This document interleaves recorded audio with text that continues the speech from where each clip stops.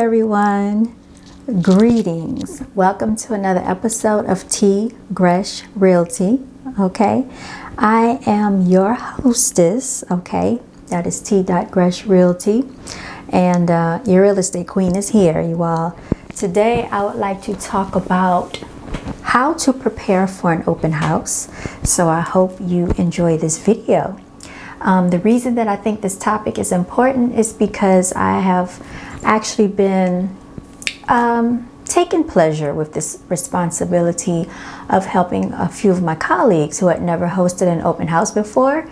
And so this is why I want to make the video, because there are realtors out here that may have never hosted an open house. They may not know what to expect. And so if I can help you, I definitely would like to do that. I think this is something that, people should talk about a little bit in depth, so we can touch on some details, especially if this is your first time in real estate and you really don't know how to prepare or what to expect. This is why I made this video, especially for you. So I want to say heute ist Dienstag. Okay, today is Tuesday, you all. It's regnet. Okay, it is very rainy outside right now. It is a torrential downpour almost. I can hear it outside, so I'm not sure if that's going to translate through the sound on this camera, but hopefully not. So what I've done is I've taken the liberty to write a checklist off for you all, so I hope you enjoy. Okay, let's reach down and get this for us. All right, hosting an open house. So I had the pleasure of actually hosting an open house this weekend.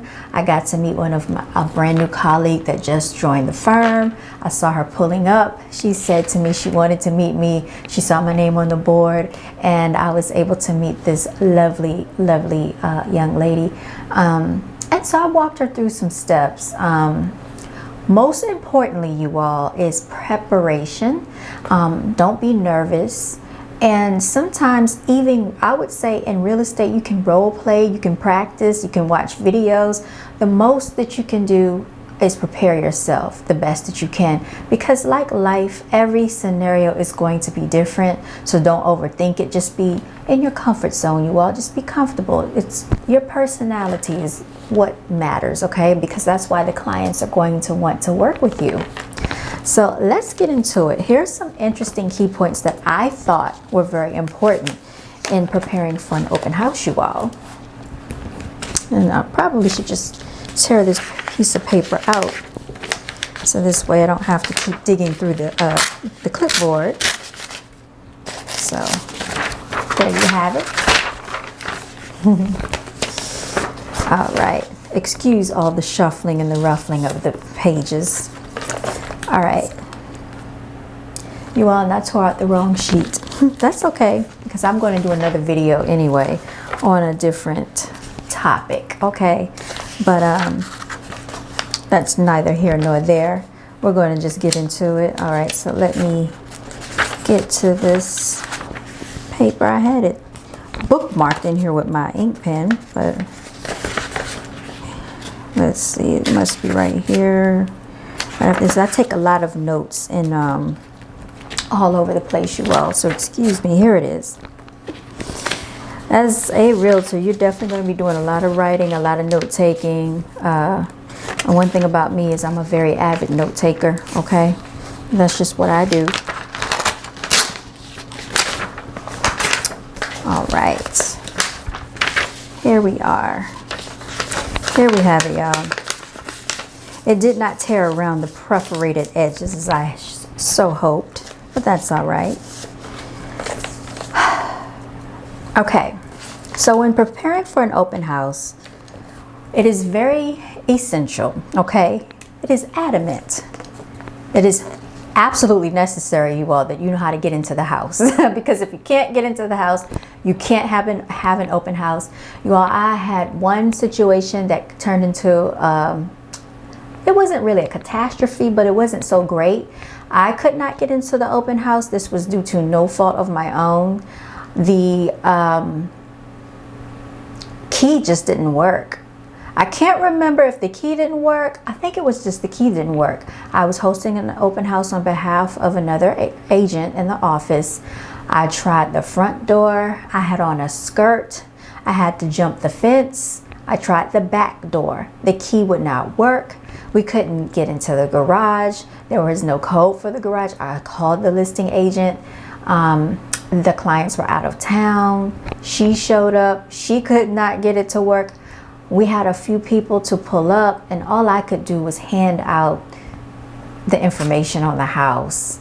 And I know a few people pulled off out of frustration, and it made me look bad, but it was literally due to no fault of my own. That key just did not work. She had to drive 45 minutes out of her way to go secure another key. It was in the summer, late summertime.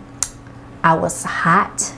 I mean, I was in like 80 to 90 degree weather. My hair had frizzed up. I was sweating. It was a lot. So I ended up not getting a chance to host that open house, but I was dedicated. Okay, so that's what matters the most. When your heart is in it, you will win it. Okay. All right, so I just thought that was very important. So this is why I say know how to use the lockbox. Even though I knew how to use it, that was not the issue. Some people can get very frazzled. If you have clients with you, you have people waiting, and people will get to the open house before you do. So you want to make sure you get there early. And sometimes they think they can just go into the house early. There are stipulations around the time frame for a reason. You don't want to go into that house no more than 15 minutes early, especially if it's not designated by the MLS, because you can get fined as a realtor. Fines can range up to $1,000.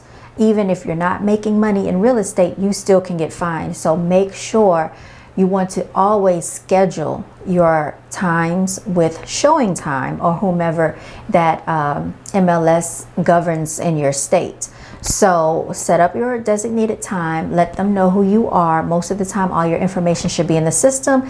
I've had no problems. Every time I've called, they know who I am as soon as I call. I tell them the reason for the call. I'm hosting an open house. I'm setting up an appointment. You can give them the address or the MLS number, which is the multiple listing number. They can look it up. They can let you know if that time slot is available. If it is available, you will receive a text message and an email right away to your device. That is your confirmation. Always keep track and record of that, you all. Okay, I know someone personally who got fined as a brand new licensed realtor because there was a discrepancy with that time. Okay, and she was fined $1,000. Okay, so I'm telling you this because these are the little nuances that people do not walk you through as a realtor. Lucky for me, I have a great, wonderful mentor, and anytime I need her, she's there. She's very personable. Everyone loves her, and I am very grateful and blessed to have her. All right.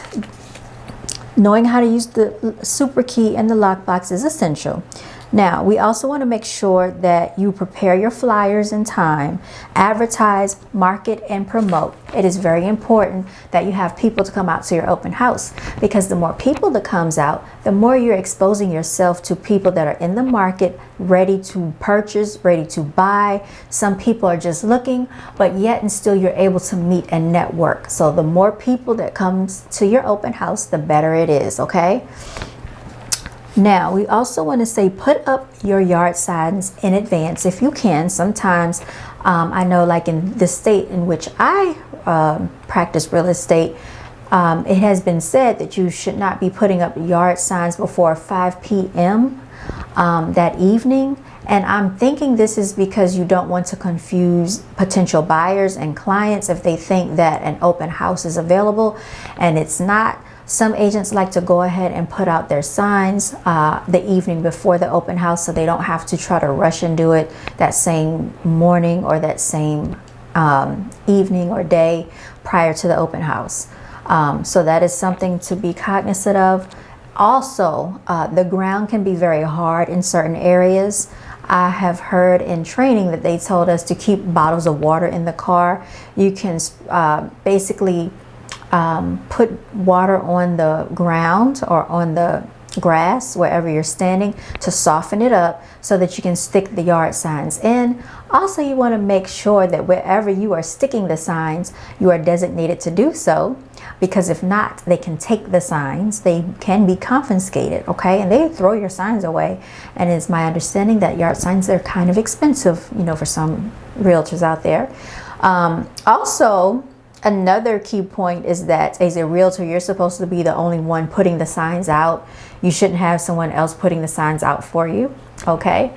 And if you're going to put signs out, make sure that you speak to people, especially if you're going to be using what seems to be part of their yard, because you really don't have a right to put signs out on someone else's property without their permission. So there is easement space that you can use. Usually that's around like street signs and things of that nature. You shouldn't even have an issue if it's like around a corner and the edge of a premises. So I just wanted to point that out as well. I would also say, this is something that I was doing when I first started my open houses. I would go to like the dollar store in advance and I would get balloons which were the same color that coincided with my firm, which is blue and silver. And I just did that to draw attention to that particular house. I would place the balloons on the mailbox so everybody would know that an open house was going on, and it would kind of draw people towards the house. You don't have to do it. I was doing it. It's not imperative, you all. Of course, I say arrive early. If you can get there an hour early, there's nothing wrong with that, because that gives you time to just settle your thoughts. If you have something to eat, make sure you eat in advance before you get there. Make sure you have water, snacks, things like that, because you will get hungry. And also, you just want to have a prepared mind. You want to prepare yourself mentally before you get to the open house. You don't want to be frazzled trying to rush there. I've been on both sides of it, and I like when I get there early. It makes me feel better and more prepared. Things to bring to the open house, I would say, of course, water, of course, snacks, and you can set up a display table. You can have snacks sometimes for the guests that come to the open house. Some people don't like that because they don't want them eating through the house, dropping crumbs. So you can always, I've heard people say you can bring like a dustpan, a broom, some like cleaning wipes, like Clorox wipes, things like that, Lysol spray. You definitely want to have, in this day and time, hand sanitizer, a face mask, especially for yourself. I put on here a tablecloth, gloves. Definitely, I would say gloves because all houses are different, and I always wash my hands, you know, as much as I can, especially when I get back home. But sometimes, you know, you're not sure what germs are floating around. You're touching doorknobs, light switches. Just bring some gloves if you can. You might also want to bring like some 99-cent soft soap, and just in case you need to wash your hands, maybe a little bag for trash. I put on here some tissue. Someone may have to go to the restroom. They might not have any. These are the things that they have told us about in training, and I thought it was important to mention it. Shoe coverings, most of the time these will already be prepared by whomever has already set some things out for you to use. So sometimes shoe coverings are provided, but you can also bring some of those as well. They put on here a flashlight in case you go inside of the residence and for some reason the electric is off. Normally this is for showings, you all. So if you're showing your clients around a house and the electric is not on, you can also use the flashlight on your phone as well. I put on here measuring tape. People like to take measurements if they are thinking about furniture that they might be bringing. But more importantly, the MLS sheets, you all. MLS sheets are the multiple listing service sheets. It tells about the details of the house, the heated living space, the year it was built.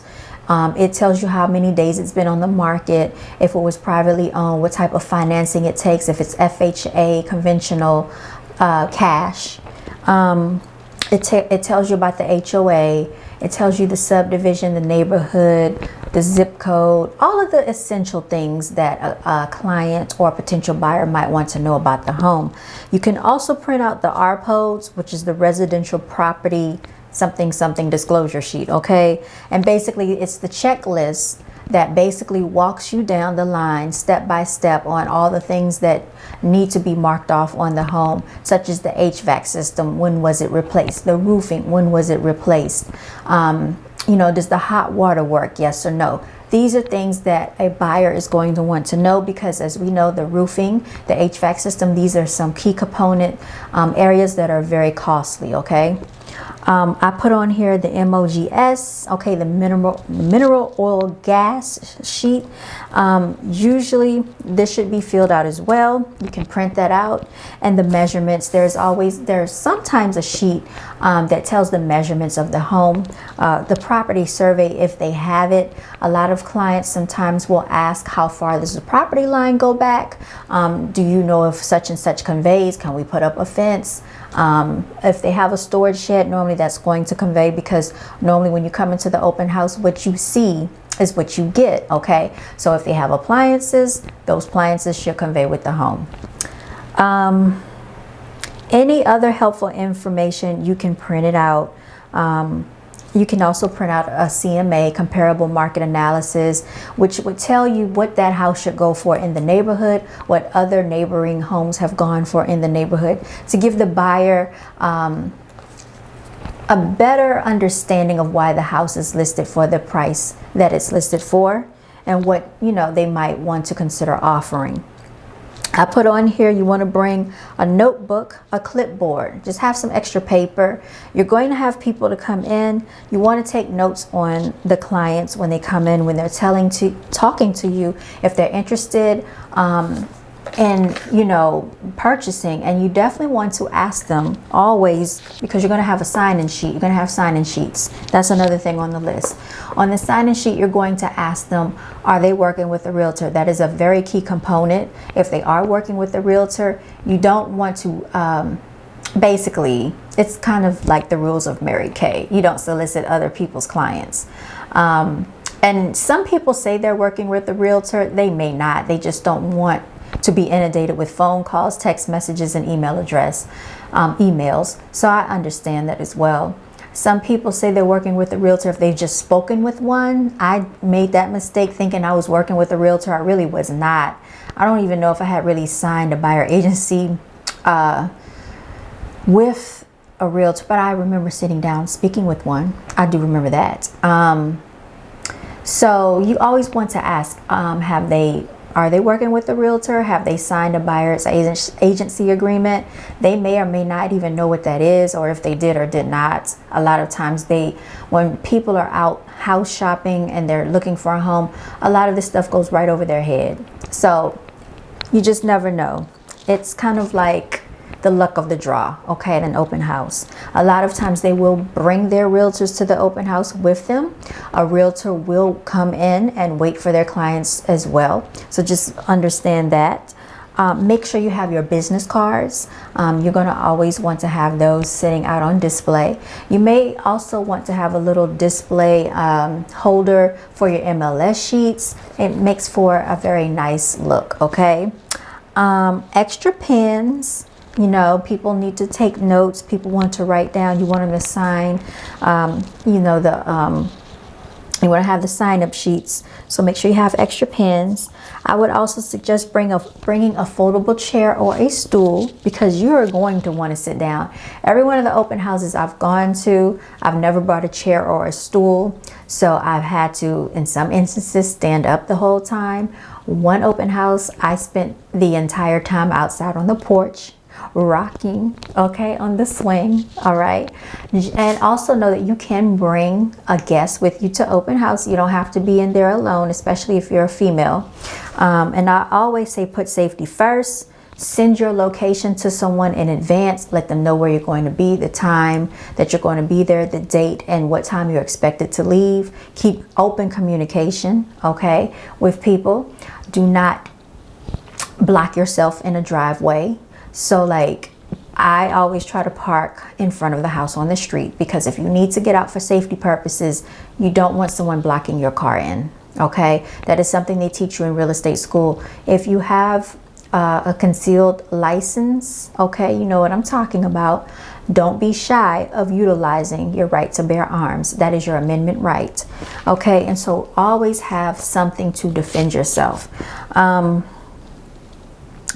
would also say be able to do research on the location ahead of time. Sometimes, you know, the buyers and the onlookers will ask you about the HOA. How much is it? Does this neighborhood have an HOA? Usually it's on the MLS sheet. Sometimes you have to look it up.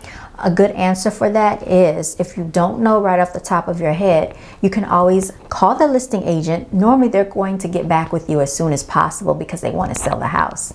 So they're going to try to give you as much information as they can right away. If you don't know, ask for their information. Let me get your contact information, an email address, a phone number. I will get back with you. This is a way of keeping communication with that potential buyer or potential client. And always set a clear time to begin and end the open house. So, you know, if your open house is from 12 to 2, make sure it's clearly written out on all of your advertisements, marketing and promotion. It's going to begin at 12, it's going to end at 2. And then sometimes there will be another colleague of yours that's going to come right behind you and do an open house right behind you. So if you end at 2 and your colleague gets there from 2 to 4 to do another open house, make sure that you are swapping out the lockbox. And what I mean is, make sure that you're signing out of the lockbox and they sign their information into the lockbox. That's very essential. It's a key thing to remember, because you don't want to be responsible for anything that takes place after your designated time. You will be held accountable for that, okay, by the real estate commission if something goes awry. So just be cognizant of that. Also be very aware. People do have recording devices in their homes. You might not know it. You might not see them because they could be hidden. They could be out in the open. So a lot of these people have the Ring doorbell. You know, Ring doorbell picks up not just visual but also sound. Be very cognizant of what you say about the house. Ears are listening, okay? You don't want to say any disparaging remarks about the home, okay? Because everyone, you know, the beauty is in the eye of the beholder, and you never want to say anything to dissuade someone if they want to make a purchase. You just never know. And the last thing I would say is to always follow up. So once you have had your open house and everyone basically has signed into your sign-in sheets, I would say even take pictures of all of those with your camera phone, because just in case you misplaced them. The sign-in sheets are going to tell you who came out. You get their name, their phone number, their email address. This is very essential information. Your sign-in sheets should ask them what time frame are they looking to move. You know, 1 to 3 months, 6 months, a year. Have they spoken with the lender? Yes or no? These are things you want to know up front, because this lets you know how to further educate them. What zip codes are they looking for? This, and then also any particularities, and especially what location, and anything in particular for the home. Always when you're talking to these people that are coming to look at the home, make sure that you're, jotting down notes as you talk to them, making mental notes, even little details that you remember, because it makes it more personable when you reach back out to them. And I would say you don't have to follow up that evening, but maybe the following evening, just let them know, hey, you're following up via text. You might send them an email, just letting them know it was a pleasure meeting you. I always put down, it was a pleasure meeting you at the open house, and I put down the actual address of the open house so that they don't get confused, because if they're out house shopping, they don't know what open house. And if you have a business card or a signature on your email address, your face is going to be familiar with them. They're going to see your face and they will remember that face. So you can always put that at the bottom of your email signature as well. So those are just some key components that I thought could help any realtor that's starting, beginning the process out there. If you've never hosted an open house, I hope this video has helped inform you, okay? And so I look forward to speaking to you all another day. Thank you so much for joining me for Real Estate Wednesdays. This has been an episode of T.Gresh Realty. I am your real estate queen. Please hit me up for relocation services. I just helped my clients close on a house after relocating from out of state, and so now they will be enjoying a brand new constructed home out here for the beginning of the addition to their new family. And you can also follow me on Instagram. That is T.Gresh_Realty. Signing out, you all. Until next time. One more thing I forgot to point out, you all. Wear your badge. Wear your name badge. Because your name badge is going to help people recognize you. Wear it at the open house. I always wear my name badge at the open house. So when people see you, they know that you're a realtor. They know that you're with a firm, and they know that you are here for a reason, which you are. And even when you leave the open house, continue to wear your name badge everywhere you go. If you're out and about, if you leave and go get something to eat, if you leave and go to the grocery store, if you're going to get gas, if you're running errands, continue to wear your name badge, you all. This is something that I did not take heed to as I should have been doing. And I was actually at a rental facility. I was at Enterprise, you all. And I was sitting there, and one of the guys, one of the clients, well, he was a customer. He looked at me, he said, "Oh, are you a realtor?" And I said, "Yeah." He said, "You have a card?" I said, "Yes, I do." Always keep your cards with you all. And he said, I want to get one of your cards. And I said, "Okay." And so he said he was a realtor as well. And he said, "I'll be reaching out to you." So it's always a great way to network. You know, and even other people, other prospects, when they see that you're a realtor, that brings up a whole conversation that you were not even prepared for. Well, did not even think that you would have had you not been wearing your name badge. I actually was going to get something to eat a few weeks back, and I saw this realtor, and she was dressed very nicely, and she had her name badge on. I said, "Oh, you're a realtor?" And she was with another firm, and we had a nice dialogue, a great conversation. And she was telling me, she said, "Always wear your name badge." So I took that information, very handy, and I am wearing my name badge. My mentor had told me to do this a while ago, and now I am definitely doing that. So everywhere I go, I try to make sure I wear my name badge, you all. It just opens up a whole dialogue about real estate, and you could actually gain some potential clients, okay? So every opportunity that comes to you, jump on it, take it. It might lead somewhere, it might not. It might not lead to where you want until further down the line, but yet and still you're putting yourself out there, you're marketing, because you're a 1099 employee. You work for yourself, you're a contractor, you're partnered with a firm, but you technically work for yourself, okay?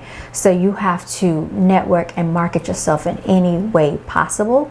You can get magnets for your car. I'm thinking about making shirts, and on the back of my shirt, I'm going to promote T.Gresh_Realty. Follow me on Instagram, follow me on YouTube. Here's my contact information. You know, just anything that you can think of. Always have your business cards, you know, and just pass the word around, you all. That's the best advice I can give. So I just wanted to come back on and say that.